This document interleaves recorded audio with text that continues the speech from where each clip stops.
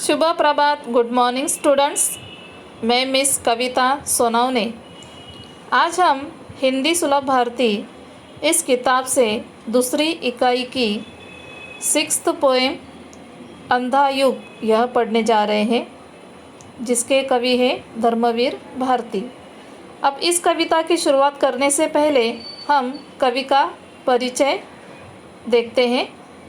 बच्चों, धर्मवीर भारती, इनका जन्म 1926 इलाहाबाद यानी कि उत्तर प्रदेश में हुआ था और उनकी मृत्यु 1997 मुंबई यानी कि महाराष्ट्र में हुई थी। उनके परिचय में यह दिया है कि भारती जी आधुनिक हिंदी साहित्य के प्रमुख लेखक, कवि, नाटककार और सामाजिक विचारक थे।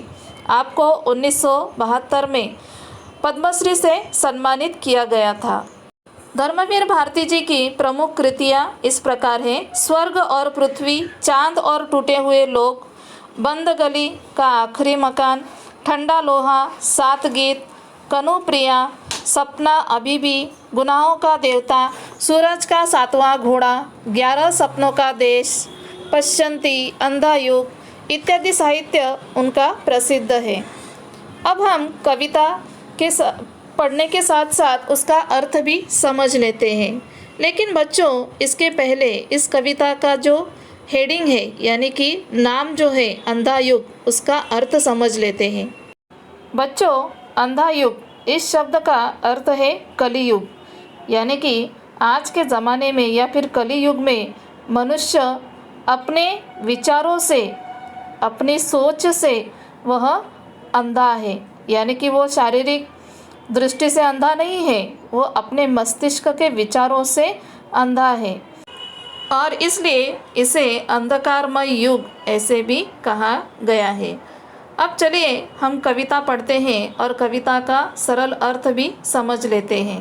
स्टूडेंट्स, यह एक गीत नाट्य है और इसलिए यहाँ पर इस गीत नाट्य में 3 पात्र दिए गए हैं।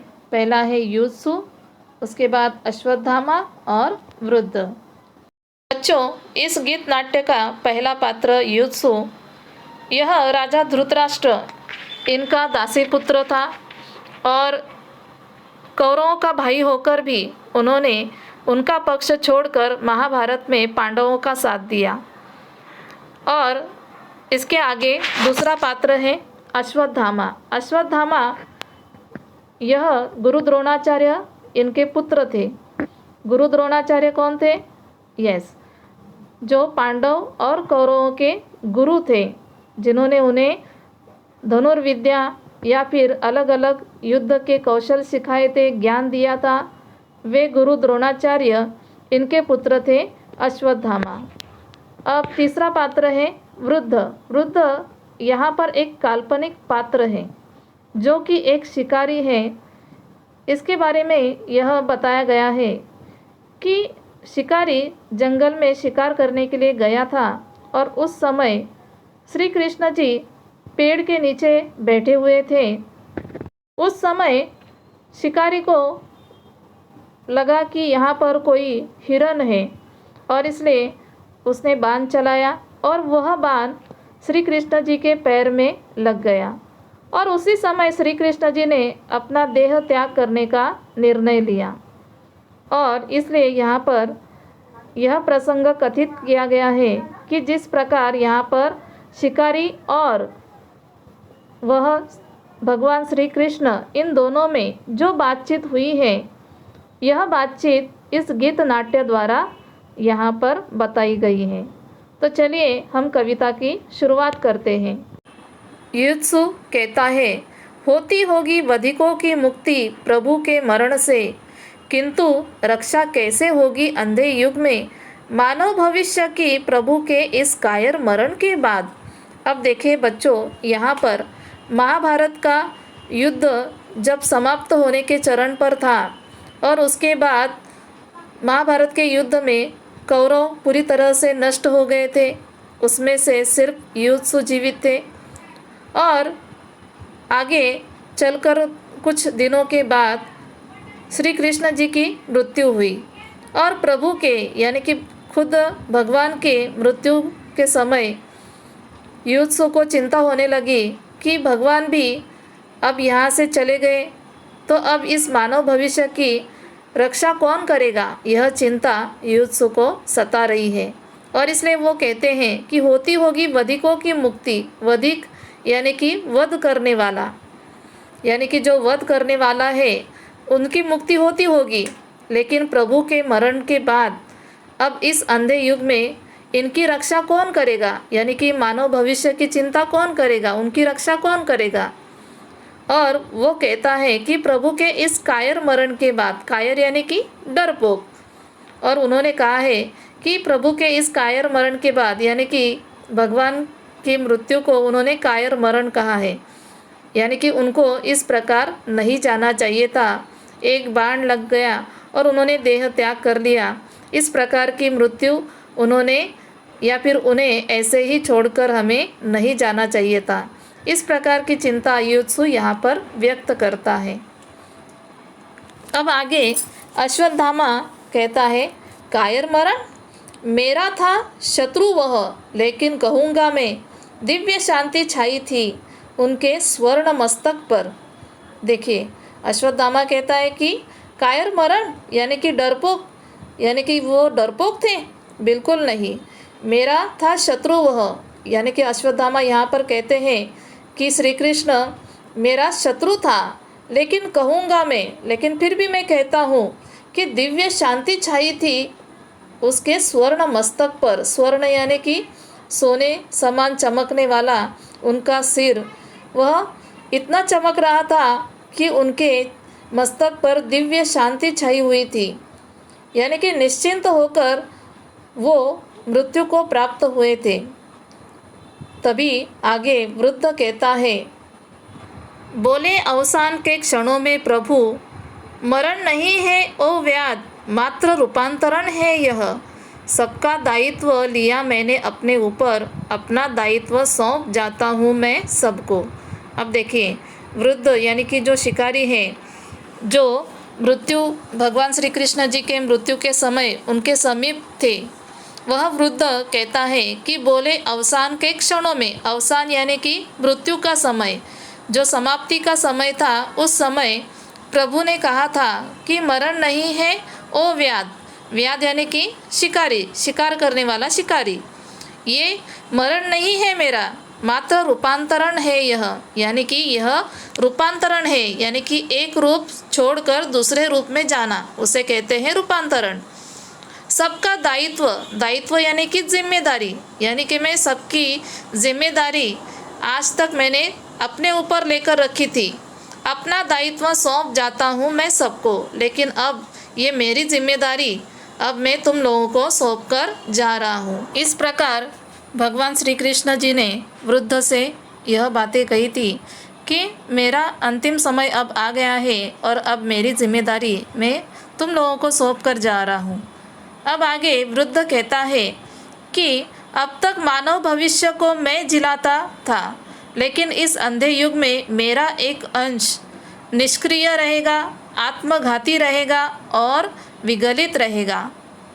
देखिए अब यहाँ पर भगवान श्री कृष्ण कहते हैं कि अब तक मानव भविष्य को मैं जिलाता था, यानी कि मैं संभालता था, सबकी जिम्मेदारी मैंने लेकर रखी थी, लेकिन अब इस अंधे युग में मेरा एक अंश, अंश यानी कि हिस्सा, पार्ट, निष्क्रिय रहेगा। निष्क्रिय यानी कि जो कोई काम नहीं करता, उस प्रकार का रहेगा।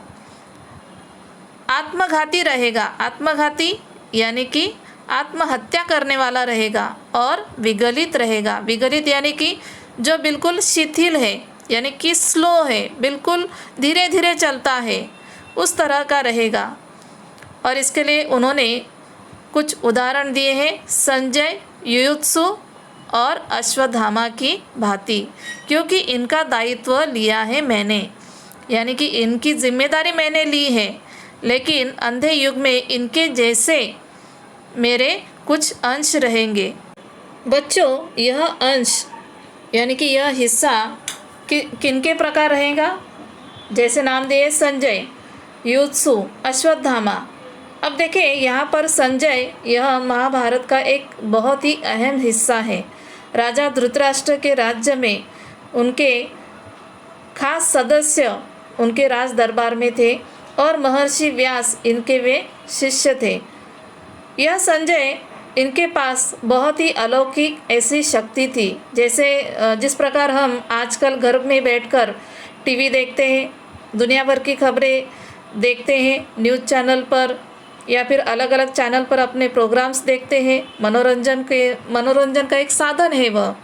लेकिन उस ज़माने में संजय एक ऐसा व्यक्ति था जिनके पास एक अलौकिक शक्ति थी, यानी कि वो राज दरबार में बैठकर महाभारत के कुरुक्षेत्र पर क्या चल रहा है वह सारी बातें वर्णन करके वे राजा धृतराष्ट्र को बताते थे, क्योंकि राजा धृतराष्ट्र देख नहीं सकते थे और इसलिए वे राज दरबार में बैठकर संजय राजा धृतराष्ट्र को पूरी या फिर महाभारत का पूरा वर्णन उन्हें बताते थे। ऐसी अलौकिक शक्ति उन्हें प्राप्त थी, लेकिन ऐसी शक्ति होने के बावजूद भी वे निष्क्रिय थे, यानी कि कुछ नहीं कर सकते थे। तो इसलिए यहाँ पर प्रभु कहते हैं कि मेरा एक अंश निष्क्रिय रहेगा। उसके बाद उन्होंने बताया कि आत्मघाती रहेगा। युद्धों को चिंता सताने लगी कि मानव भविष्य की रक्षा कौन करेगा, और आगे चलकर वह चिंता या फिर उदासी के कारण वह आत्महत्या पर या फिर आत्महत्या का विचार वो करने लगा। और आगे उन्होंने कहा है कि विगलित रहेगा। विगलित यानी कि बिल्कुल स्लो, यानी कि बहुत ही धीरे धीरे चलने वाला। और महाभारत के युद्ध के बाद अश्वत्थामा बहुत ही कमज़ोर यानी कि उदास हो चुका था, और इस कारण उसके विचार भी बहुत ही शिथिल हो गए थे और वह अपने ही विचारों में धुंध था। तो इस प्रकार प्रभु कहते हैं कि मेरा एक अंश निष्क्रिय, आत्मघाती और विगलित रहेगा। अब आगे इन तीनों में संभाषण चल रहा है, यानी कि युद्ध, अश्वत्थामा और वृद्ध।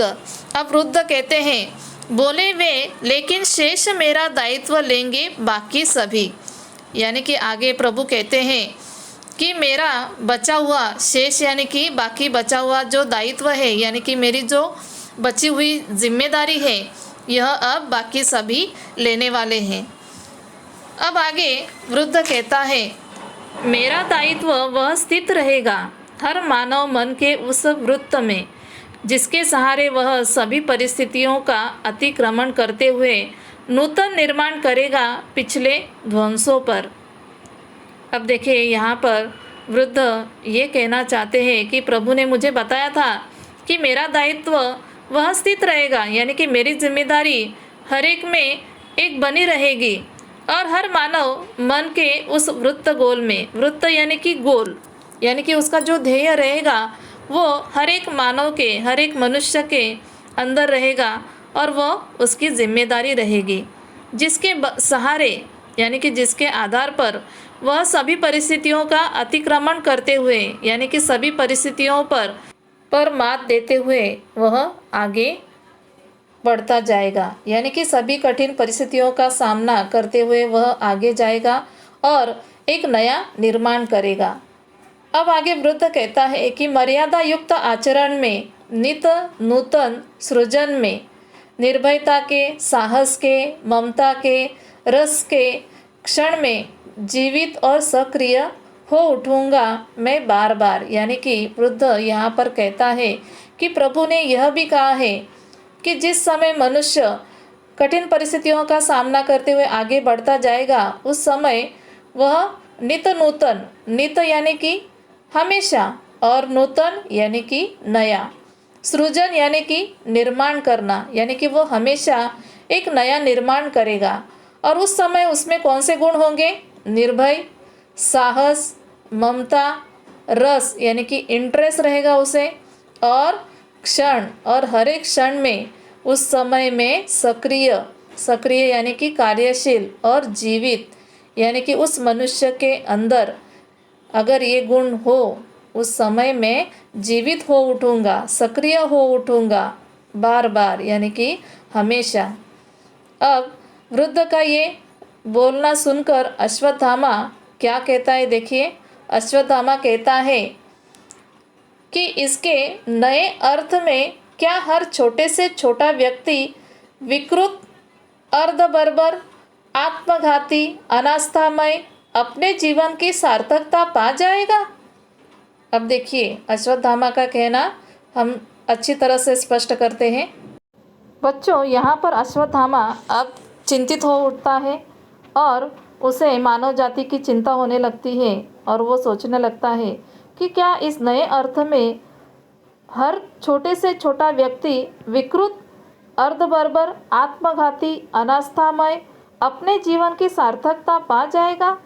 देखिए अब वो वृद्ध से यह कहता है, यह पूछता है कि क्या इस जीवन में या फिर इस अंधे युग में हर छोटे से छोटा व्यक्ति यानी कि जो विकृत है, विकृत यानी कि कुरूप, अगली, जो दिखने में बिल्कुल भी अच्छा नहीं है या फिर जिसका स्वभाव अच्छा नहीं है, अर्धबर्बर, बर्बर यानी कि हिंसक, जिसके मन में किसी की हिंसा करने की इच्छा हो, आत्मघाती यानी कि आत्महत्या करने वाला, और अनास्थामय, अनास्थामय का अर्थ है जिसके मन में किसी के प्रति श्रद्धा न हो, यानी कि भगवान के प्रति भी नहीं या फिर किसी व्यक्ति के प्रति भी श्रद्धा न हो, उसे कहते हैं अनास्थामय।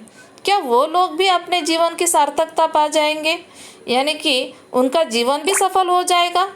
ऐसा प्रश्न, ऐसा सवाल यहाँ पर अश्वत्थामा वृद्ध से पूछता है।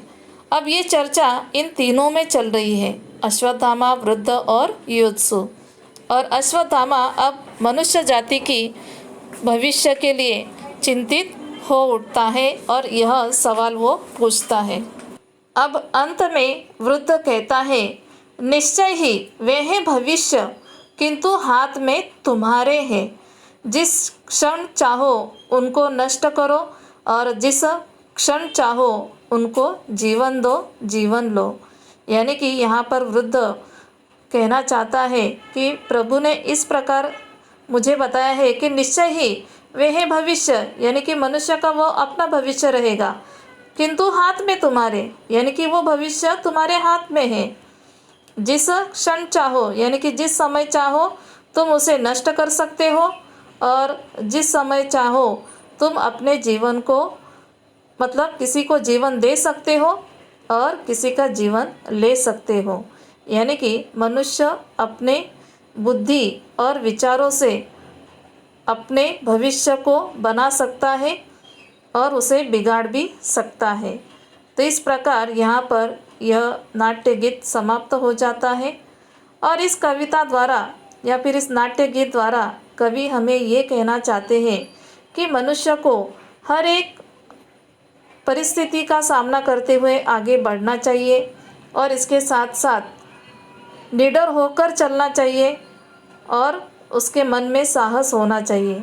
और सबसे ज़रूरी बात यह कही है कि हर एक मनुष्य का भविष्य उसके हाथ में होता है। अगर वो अच्छी राह पर चलता है तो उसका भविष्य अच्छा ही रहेगा, उसे हर कदम पर सफलता मिलेगी ही।